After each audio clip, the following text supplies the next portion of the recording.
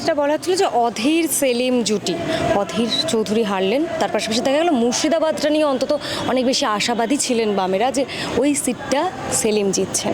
মুর্শিদাবাদরাও জিততে পারলেন না বামেরা, আবারও লোকসভায় শূন্য একবার বামেরা বাংলা থেকে। কেন, এটা কেন মনে হয়? খুব কড়া কথা বলতে পারি আমি, মানুষের হয়তো খারাপ লাগবে অনেকের, বাট কথাগুলো খুব সত্যি কথা। প্রথম কলো, পশ্চিমবঙ্গের বামেদের সেলফ অ্যারোগেন্স বা আত্ম অহংকার, এটা এতদিন ক্ষমতার বাইরে থাকার পরেও কমেনি। তারা যেটা বুঝতে পারে না, দেখো রাজনীতিতে মানুষ কী চাই তোমাকে সেটা বলতে হবে, তুমি কী চাও সেটা মানুষের উপরে চাপিয়ে দেওয়া যায় না। প্রতিটা মানুষের প্রতিটা সেকশনের ডিফারেন্ট ইস্যু আছে। নদিয়ার মতুয়াদের ডিফারেন্ট ইস্যু, কোচবিহারের রাজবংশীদের ডিফারেন্ট ইস্যু, পুরুলিয়ার আদিবাসীদের ডিফারেন্ট ইস্যু, মুর্শিদাবাদের মুসলিমদের ডিফারেন্ট ইস্যু, সংখ্যাগুরু মানুষের ডিফারেন্ট ইস্যু। তাহলে মানুষের ইস্যুতে তোমায় কথা বলতে হবে। তুমি যেগুলোকে মনে করছো এইগুলো ইস্যু, সেইগুলোকে তুমি যদি মানুষের উপর চাপিয়ে দাও, মানুষ সেটা ভালোভাবে নেবে না। যেটা টাটার ক্ষেত্রে সিঙ্গুরে হয়েছিল, একটা ভালো প্রকল্প ছিল, কিন্তু তখন তারা মানুষকে কনভিন্স করাচ্ছে, তারা ভেবেছিল যে আমরা চাপিয়ে দেবো, মানুষ মেনে নেবে। এখনও তাদের এই সেলফ অ্যারোগেন্স থেকে তারা বেরোচ্ছে না, যে আমরা যেটা বলবো মানুষেরা মেনে নেবে, তোমরা যেটা বলবে সেটা ইস্যু নয়, মানুষ যেটা চাইছে সেটা হলো ইস্যু। দ্বিতীয় কথা হলো, মোহাম্মদ সেলিম রাজ্য সম্পাদক, একটা বড় মুখ, কিন্তু মোহাম্মদ সেলিমকে নিয়ে কলকাতার বুকের বামেদের যতটা আবেগ উচ্ছ্বাস, মালদা মুর্শিদাবাদ বিশেষ করে সাচ্চার কমিটি রিপোর্টের সবচেয়ে পিছিয়ে থাকা যে জনগোষ্ঠী সংখ্যালঘু বাঙালি মুসলিম, তাদের কিন্তু সেই উচ্ছ্বাস নেই। তার রিজন আমি বলে দিচ্ছি। মোহাম্মদ সেলিম এত ভালো যদি নেতা হবেন, তাহলে তিনি এন্টালি থেকে জিতে তিনি মিনিস্টার হয়েছিলেন। তাহলে এন্টালি থেকে জিতে, কলকাতার এন্টালি থেকে জিতে তিনি যেন মিনিস্টার হলেন, মন্ত্রী হলেন, তাহলে তার তো তিনি যদি কাজ খুব ভালোই করে থাকতেন, তাহলে তার তো উচিত ছিল কলকাতা থেকে দাঁড়ানো। তিনি কলকাতা থেকে কেন দাঁড়াচ্ছেন? এটা প্রথম প্রশ্ন মানুষের মনে জাগে, যে তিনি যদি এত ভালো কাজ করেছেন, তাহলে যেখান থেকে তার রাজনৈতিক মন্ত্রিত্ব শুরু, কেরিয়ার শুরু, সেখানে তিনি কেন দাঁড়াতে পারছেন না? মানুষের মধ্যে ধারণা ঢুকে গেল যে মোহাম্মদ সেলিম জিততে পারবেন না, অতএব তিনি কোনো কাজ করেননি। তাকে বারবার মানুষ দেখেছে পালাতে। কখনো তিনি যাচ্ছেন 56% সংখ্যালঘু ডমিনেটেড রায়গঞ্জে, সেখান থেকে তিনি আবার আসছেন 74% মুসলিম ডমিনেটেড একটা সিট মুর্শিদাবাদ সিটে। তাহলে এই যে মানুষের মধ্যে ধারণা যে সেলিম সাহেব যদি এত ভালো রাজনীতিবিদ, এত কাজ করেছেন, তাহলে তাকে বারবার পালাতে হচ্ছে কেন? একটা সিট ছাড়া একটা সিট আছে। আর একটা জিনিস হলো পলিটিক্যাল ডেসপারেটনেস। বামেদের মধ্যে ডেসপারেটনেস চলে এসেছিল যে কোনো উপায়ে আমাদেরকে জিততে হবে। তাই মানুষ কি চাই যে সেটার থেকে বড় জিনিস হলো যে কোনো উপায়ে সাম দম দণ্ডভেদ করে আমাদেরকে জিততে হবে। এই অ্যারোগেন্সি এবং ডেসপারেটনেসটাকে মানুষ ভালোভাবে নেয়নি। দ্বিতীয় কথা হলো যে মুর্শিদাবাদের শিক্ষিত সমাজ মোহাম্মদ সেলিমকে কিন্তু মানেনি। তার রিজন হলো একটা বড় কথা, যে আলিয়া বিশ্ববিদ্যালয় প্রতিষ্ঠার সময় থেকে বা তার আগে থেকে আমরা যখন দেখি 2008-এ যখন সাচার কমিটির রিপোর্ট এলো, সংখ্যালঘু মুসলিমদের এবং বিশেষ করে আদিবাসী সমাজের যে ভয়াবহ দুরবস্থা বাংলা জুড়ে, সেই জিনিসটা বামেদের যে মুখোশ একটা ছিল, একটা ধর্মনিরপেক্ষ মুখোশ এবং একটা আমরা শিক্ষার জন্য কাজ করি, সেই মুখোশটাকে উন্মোচন করে দিয়েছিল। তাহলে সংখ্যালঘু মুসলিম এবং আদিবাসী সমাজের যে প্রথম জেনারেশন লার্নার যারা, তারা কিন্তু এই জিনিসটাকে এখনও মনে রেখেছে। এমনকি মুর্শিদাবাদের মানুষ বাম আমলের কাটরা দাঙ্গাকে এখনও ভোলেনি। আমরা লক্ষ্য করেছি বারবার গিয়ে মুর্শিদাবাদের বিভিন্ন জায়গায়, যেখানকার যুবক এবং মধ্যবয়স্করা তারা বারবার কাটরা দাঙ্গার কথা বলছেন, যে কাটরা দাঙ্গার আমলে যখন বামেরা ক্ষমতায়, তখন কীভাবে মুর্শিদাবাদের মানুষকে সাফার করতে হয়েছে। তো এই যে ঘটনাগুলো, তার সঙ্গে সঙ্গে মোহাম্মদ সেলিম সাহেবের ক্ষমতায় থাকাকালীন তিনি মুর্শিদাবাদের জন্য কিছু করেছেন বলে আমার মনে হয় না। 34 বছর ক্ষমতায় ছিলেন, মুর্শিদাবাদকে একটা বিশ্ববিদ্যালয় দেননি। আজও এত বড় কয়েক কোটি মানুষের একটা জেলা, তাদের একটাই মাত্র মেডিকেল কলেজ, সেটাও বহরমপুর শহরে। বহরমপুর শহরের সমস্ত সরকারি অফিস, সেখানে বহরমপুর শহরের বাইরে মুর্শিদাবাদের যে বিভিন্ন লোকসভাগুলো, সেটা হরিহরপাড়া হোক বা করিমপুর হোক বা জলঙ্গি হোক বা দমকল হোক বা রানীনগর হোক, সেখানকার মানুষকে উন্নতির জন্য বামেরা কিছু করেছিল কিনা, এটা সম্পর্কে মানুষ সন্দিহান। এবং বামেরা যদি ক্ষমতায় আসে বা মোহাম্মদ সেলিম যদি জেতেন, তিনি অ্যাকচুয়ালি এক্সট্রা কী করবেন এটা সম্পর্কে মানুষ সন্দেহান। তাদেরকে একটা প্রপার ন্যারেটিভ মোহাম্মদ সেলিম দিতে পারেননি।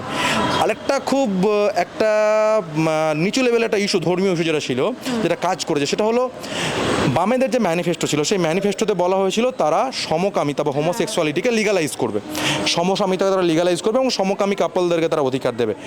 মুর্শিদাবাদের একটা জিনিস বিষয় মনে রাখতে হবে, মুর্শিদাবাদ লোকসভায় 74% সংখ্যালঘু মুসলিম এবং তারা ধার্মিক মুসলিম, প্র্যাকটিসিং ধার্মিক মুসলিম। তাদের ধর্মে সমকামিতার ব্যাপারটাকে এতটা স্ট্রেট ফরওয়ার্ড দেখা হয় না। এই যে ইস্যুটা ছিল যে বামেরা ক্ষমতায় এলে তারা ম্যানিফেস্টোতে বলেছিল সমকামিতাকে আমরা আইন সিদ্ধ করব এবং সমকামীদেরকে আমরা এত এত অধিকার দেবো, এই ব্যাপারটাকে সেখানকার সংখ্যালঘু মুসলিম সমাজ ভালোভাবে খোটা নেয়নি।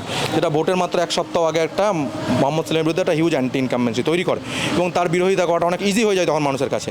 এই জিনিসটা একটা ইফেক্ট আছে। তো এই যে বিভিন্ন ঘটনাগুলো মিলিয়ে উনি সাফার করলেন। দ্বিতীয় কথা হলো যে রানীনগর এবং জলঙ্গির বাইরে বেরিয়ে হরিহরপাড়া থেকে আমরা দেখলাম যে প্রায় তৃণমূল কংগ্রেস 22,000 লিড নিল। হরিহরপাড়া বা দমকল, বিশেষ করে করিমপুর, যে করিমপুর থেকে তৃণমূল প্রায় 60,000 লিড নিল মুর্শিদাবাদ লোকসভায়, সেখানে আরও ফোকাস করা ওনার উচিত ছিল। উনি মূলত রানীনগর এবং জলঙ্গি ওই এরিয়াতেই বেশি ফোকাস করেছেন। তাহলে আমার কোথাও যেন গিয়ে মনে হয়েছে আমার যে উনি এটা বা ওনার সঙ্গে যে টিম কাজ করছিল তারা এটা মানে দেখতেই পায়নি বা অবজার্ভই করতে পারেনি যে তৃণমূল অ্যাকচুয়ালি কোন কোন বিধানসভায় স্ট্রং এবং কোন কোন বিধানসভা থেকে তৃণমূল তারা লিড পেতে পারে। সেই বিধানসভা যদি টাচ করতে পারতেন তাহলে হয়তো হিসাবটা অন্যরকম হতে পারতো। মানসারুল, আপনি তো তৃণমূল কেন জিতলো এইটা বিশ্লেষণ করলেন, অধীর কেন হারলেন, সেলিম কেন হারলেন এটাও বিশ্লেষণ করলেন, কিন্তু বিজেপি আমরা গত লোকসভা নির্বাচনেও দেখেছি 18টা সিট পেয়েছে, সেখান থেকে একবারে 12টায় নেমে এলো। বিজেপির এই হার মানে এত কম সিট পাওয়ার কারণটা কি মনে হয় বাংলায়? বিজেপির অনেকগুলো কারণ আছে। তার মধ্যে প্রথম কারণ হলো ভয়ানক নারী বিদ্বেষ, দ্বিতীয় কারণ হলো ভয়ানকভাবে বাঙালি বিদ্বেষ, তৃতীয় কারণ হলো সিএর নামে ভাঁওতাবাজি, চতুর্থ কারণ হলো বিজেপির নেতাদের অন্দর কন্দল মানে ভিতরের মধ্যে যে কন্দল, পঞ্চম কারণ হলো যে বিজেপির কাছে মমতা ব্যানার্জির সমতুল্য কোনো মুখ এই মুহূর্তে আছে বলে, বাঙালি মুখ আছে বলে আমার মনে পড়ে না। ষষ্ঠ কারণ হলো বিজেপি অধিকারীকে যোগ্য মনে করেন না, তিনি তো হারিয়েছেন মমতা ব্যানার্জি। অবশ্যই তিনি মমতা ব্যানার্জিকে হারিয়েছেন, কিন্তু রাজনৈতিকভাবে হারিয়েছেন, কিন্তু তার সিটে হারিয়েছেন। গোটা পশ্চিমবঙ্গের যে ন্যারেটিভের দিক থেকে বা যে নেতা আমি যেটা বললাম যে পালস বোঝার দিক থেকে ওই সমতুল্য এখনও যে মানুষের পালস বোঝার ক্ষেত্রে যে মানুষ কী চায়, জনগণ কী চায়, বা যেটাকে বলা হয় যে গণদেবতা, জনগণকে গণদেবতা বলা হয়, তারা কী চান এই পালস বোঝাতে তিনি এখনও মমতা ব্যানার্জির সমকক্ষে আসতে পারেননি। ষষ্ঠ কারণ হলো তাদের ডিভিসিভ পলিটিক্স, ধর্মীয়ভাবে বিভাজন করা, হিন্দু মুসলিম করা, এটা মানুষ ভালোভাবে মানে না। এটা গুজরাট নয়, এটা মধ্যপ্রদেশ নয়, এখানে একই পাড়াতে মুসলিম এবং হিন্দু একসাথে বসবাস করে, তারা একে অপরের সঙ্গে অর্থনৈতিকভাবে ডিপেন্ডেন্ট। এখন দেখা যাচ্ছে একজন সংখ্যাগুরু হিন্দু তিনি একজন মুসলিম সবজির ওয়ালার কাছ থেকে সবজি কেনেন, একজন সংখ্যাগুরু মুসলিম তিনি একজন হিন্দু চায়ের দোকানের মালিকের কাছে তিনি চা খাচ্ছেন। তো এই কালচারটা বাংলার কালচার, এই যে মিক্স কালচার, এই কালচারটা বুঝতে কোথাও যেন বিজেপিটা ভুল করছে। তারা ওই কাউ বেল্ট বা উত্তর ভারতে যে পলিটিক্সটা করে হিন্দু মুসলিমের, তারা ভেবেছে এই পলিটিক্সটা বাংলাতেও খাটবে। আরেকটা বড় কারণ যেটা আমি বললাম বাঙালি বিদ্বেষ। দেখো ইলেকশনের ঠিক প্রথম পেজের আগেই নরেন্দ্র মোদীর একটা বয়ান চলে এলো যারা মাছ খায়, যারা মাটন মানে খাসি খায় তারা নাকি হিন্দুই নয়। অথচ খাসি ছাড়া বাঙালি দুর্গাপুজো হতে পারে না। বাঙালি সংখ্যাগুরু হিন্দুর সবচেয়ে বড় উৎসব দুর্গাপুজো, ধর্মীয় উৎসব, সেখানে মাটন ছাড়া সেই দুর্গাপুজো ভাবা যায় না, মাছ ছাড়া বাঙালিকে ভাবা যায় না। তাহলে এই যে বাঙালি বিদ্বেষটা, এই বিদ্বেষটাকে মানুষ ভালোভাবে নিচ্ছে না, কারণ বাঙালির যে কালচার, রবীন্দ্রনাথ নজরুলের মিক্স যে কালচার, সেই কালচারের সঙ্গে বিজেপির কালচার কোথাও যেন গিয়ে একটা ঠিক মিলিয়ে ওঠে না। বাঙালি বাড়ির মেয়েরা তারা লাল সিঁদুর পরে, তারা গেরুয়া সিঁদুর কপাল থেকে মাথা শেষ অবধি পরে না, তারা লাল সিঁদুর পরে, তারা লাল পাড় শাড়ি পরে। এই কালচারটাকে এখনও অবধি বিজেপি হয়তো বুঝতে পারেনি। দ্বিতীয় যে আমি যেটা বললাম নারী বিদ্বেষ, বিজেপির আমলে নারীদের উপরে যে অত্যাচারটা হয়েছে, বিশেষ করে মণিপুরে যেভাবে নারীদেরকে উলঙ্গভাবে সেখানে রেড করানো হলো, বিজেপি সেখানে আজ অবধি নরেন্দ্র মোদী মণিপুর সেখানে গেলেন না। তিনি হোম মিনিস্টার নিজে অমিত শাহ, তিনি স্বরাষ্ট্রমন্ত্রী হয়েও তার এইটুকু সাহস হলো না যে মণিপুরে গিয়ে এই দাঙ্গাগুলোকে আটকান। হাতরাসের মতো ঘটনা আমরা দেখলাম, আমরা উন্নাও দেখলাম, আমরা অঙ্কিতা ভান্ডারীকে দেখলাম, আমরা মধ্যপ্রদেশে দেখলাম কীভাবে দলিত মানুষের উপরে পেচ্ছাপ করা হলো। তাহলে এই নারী বিদ্বেষ সেটা এবং বিজেপি শাসিত রাজ্যগুলোতে নারী স্বাধীনতা এবং নারীদের যে মহিলা সেফটির যে ব্যাপারটা, নারী নিরাপত্তা, সেটার যে ডিক্রিজ হওয়া, এটা কিন্তু নারীদের মধ্যে একটা ইফেক্ট আছে। দ্বিতীয় কথা হলো যে এই যে বললাম মমতা ব্যানার্জি নিজে একজন মহিলা এবং তিনি মহিলা ভোটটাকে কনসলিডেট করতে পারেন। বিজেপির কাছে এখনও অবধি সেরকম কোনো মহিলা ফেস বা মমতা ব্যানার্জির সমতুল্য কোনো পুরুষ ফেসও পশ্চিমবঙ্গে নেই, যারা ওই মহিলা ভোটটাকে একটু হলেও ইমপ্রেস করতে পারেন। আর বাকি রিজনগুলো আমি তোমাকে বললাম, হিন্দু মুসলিমের ডিভিশন আছে, তার সঙ্গে বিজেপির মধ্যে যে অন্তর্কোন্দল, একদিকে শুভেন্দু অধিকারীর লবি, একদিকে দিলীপ ঘোষের লবি, একদিকে সুকান্ত মহিন্দ্রের লবি, এই লবিবাজিগুলো খুব স্পষ্ট হয়ে যাচ্ছে। আমরা দেখেছি এই লবিবাজির জন্যই আসানসোলে প্রথম যে বিজেপির সাংসদ বাবুল সুপ্রিয়, তিনি আজ তৃণমূলে, সেই আসানসোল সিট যেটা ভাবাই যেত না যে বিজেপি হারতে পারে, সেই আসানসোল সিটে বিজেপি পরাজিত হয়েছে। যে উত্তরবঙ্গে নিশীথ প্রামাণিক হারতো বলে ভাবা যেত না, সেই নিশীথ প্রামাণিক পরাজিত হয়েছে। এই যে ঘটনাগুলো এই জন্য হয়েছে কারণ এই অন্তর্কলহটা বারবার সামনে চলে এসছে। শুভেন্দু অধিকারীর সঙ্গে একটা ঠান্ডা লড়াই যেন দিলীপ ঘোষ সবসময় চলছে, সুকান্ত মহিন্দ্রের সঙ্গে যেন একটা ঠান্ডা লড়াই সবসময় চলছে। কার হাতে বিজেপির ডোর থাকবে পশ্চিমবঙ্গে, এই লড়াইটা মানুষ বুঝে গেছে। তাহলে মানুষ যখন এটা দেখছে তারা নিজেদের মধ্যেই, তাদের মধ্যে কোনো ইউনিটি নেই, তাহলে তাদেরকে ইউনিফাইড হয়ে ভোট দেওয়ার কোনো মানে হয় না। দ্বিতীয় জিনিস হলো যে বিজেপি এই যে আক্রমণ করা তৃণমূলকে বিভিন্ন জনমুখী প্রকল্পে, যে আমরা ক্ষমতায় এলে আমরা লক্ষ্মীর ভাণ্ডার বন্ধ করে দেবো, আমরা কন্যাশ্রী বন্ধ করে দেবো, এই ব্যাপারগুলোকে মানুষ ভালোভাবে নিচ্ছে না। হ্যাঁ, বিজেপি লক্ষ্মীর ভাণ্ডার বন্ধ করার কথা বিজেপি নেত্রী লকেট চ্যাটার্জি বলেছেন, আর অনেক নেত্রী তারা বলেছেন 3 মাসের মধ্যে ক্ষমতা এলে আমরা লক্ষ্মীর ভাণ্ডার বন্ধ করে দেবো। সেই ভিডিওগুলো ভাইরাল হয়েছে। সন্দেশখালি একটা বড় ইস্যু হলো স্ট্রিং অপারেশন আসার পরে, তাদের একটা যে তারা এটা সাজিয়ে করেছেন এরকম একটা ন্যারেটিভ কিন্তু মানুষ মেনে নিল। এমনকি আমরা দেখেছি যে তৃণমূলের নেতা নেত্রীরা বিভিন্ন জায়গায় তারা প্রজেক্টর দিয়ে সেই স্ট্রিং অপারেশনগুলো দেখিয়েছেন। করছেন, এগুলো একটা ইফেক্ট আছে, এগুলো একটা বড় ধরনের ইফেক্ট রয়েছে। তার সঙ্গে একটা বড় রিজন হলো সিএ এর ব্যাকফায়ার করা।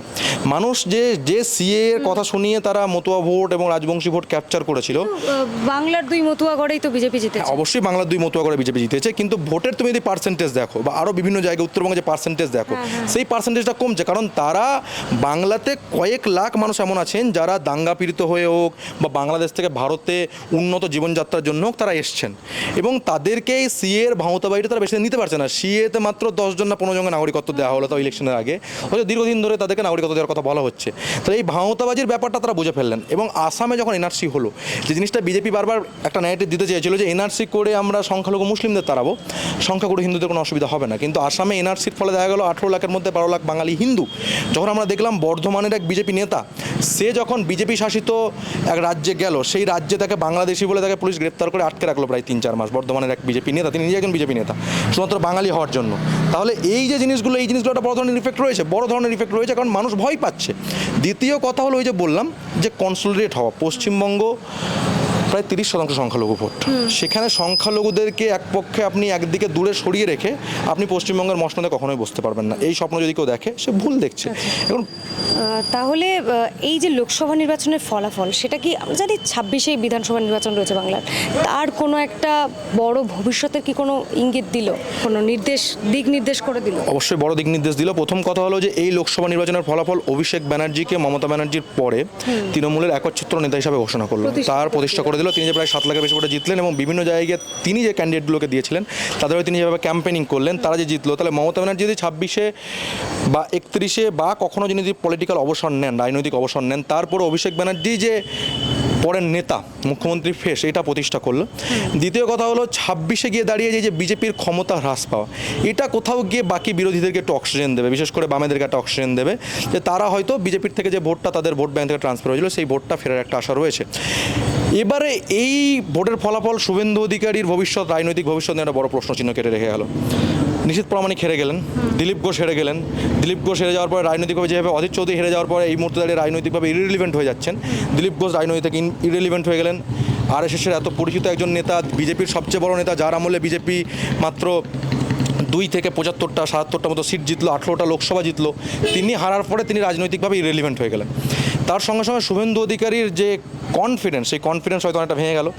হয়তো তিনি এখন ভাবছেন যে যদি সেন্ট্রালে সরকার পরিবর্তন হয়, যদি বিজেপি বা নরেন্দ্র মোদী, আমার মনে হয় না তৃণমূলে ফিরবেন, বাট ওনার পসিবিলিটি, হাই পসিবিলিটি উনি কংগ্রেসে যেতে পারেন। আমি যতটা শুভেন্দু অধিকারীকে চিনেছি, তাই শুভেন্দু অধিকারী বিজেপিতে গিয়েছিলেন ইডি এবং সিবিআইয়ের ভয়ে, আমি এটা ওপেন ক্যামেরায় বলছি, কারণ আমরা শুভেন্দু অধিকারীকে ওপেন ক্যামেরায় দেখেছি টাকা নিতে। তাহলে যে অভিষেক ব্যানার্জি বা মদন মিত্র হোক বা পার্থর বিরুদ্ধে এত অভিযোগ তারা টাকা নিয়েছে ইডি সিবিআই, সেই ইডি সিবিআই বিজেপির অফিসিয়াল ইউটিউব হ্যান্ডেল থেকে পোস্ট করা হয়েছিল শুভেন্দু অধিকারী টাকা নিতে, সেই শুভেন্দু অধিকারীকে কখনো ইডি সিবিআই ডাকে না কেন? তাহলে শুভেন্দু অধিকারীর এই ভয়টা ছিল যে তিনি যদি বিজেপিতে না যান তাকে জেলে যেতে হতে হবে, হয় বিজেপি নাহলে জেল যাত্রা। এবার যদি বিজেপি ক্ষমতায় না পায়, ক্ষমতায় যদি না ফিরে আসে আবার, বা নরেন্দ্র মোদী তৃতীয়বারের জন্য প্রধানমন্ত্রী না হতে পারেন, তাহলে হয়তো শুভেন্দু অধিকারী নিজেকে অন্য দলে নিয়ে যেতে পারেন। আমার যেটা মনে হয়েছে যে মালদা মুর্শিদাবাদের বিভিন্ন কংগ্রেস নেতাকর্মীদের সঙ্গে, বিভিন্ন নেতাদের সঙ্গে তার সুসম্পর্ক একটা বড় রিজন হলো তিনি হয়তো যদি নরেন্দ্র মোদী প্রধানমন্ত্রী না হন তৃতীয়বারের জন্য, তিনি কংগ্রেসে ফিরতে পারেন, তিনি কংগ্রেসে আসতে পারেন, একটা চান্সেস রয়েছে। এটা আমার অবশ্যই একটা একদম রাজনৈতিক প্রেডিকশন, আমি স্পষ্ট বলছি। আমি যতটা শুভেন্দু অধিকারীকে অবজার্ভ করেছি, যতটা চিনেছি, তাতে আমার যতটা মনে হয়েছে সেই অনুযায়ী আমি বললাম। বাট হ্যাঁ, তার প্রশ্নচিহ্ন, তার রাজনীতির মুখে তার প্রশ্নচিহ্ন পড়ে গেল। বিজেপি হয়তো এবার একটা মমতা ব্যানার্জির অপোজিটে একটা বাঙালি মুখ্যমন্ত্রীর মুখ বিজেপিকে খুঁজতে হবে, না হলে বিজেপির এই যে ডাউনফল, এই ডাউনফলটা আমরা 26-এও কন্টিনিউ হতে দেখব, এবং এই ডাউনফল থেকে বিজেপির বেরিয়ে আসা খুব কষ্টকর হবে।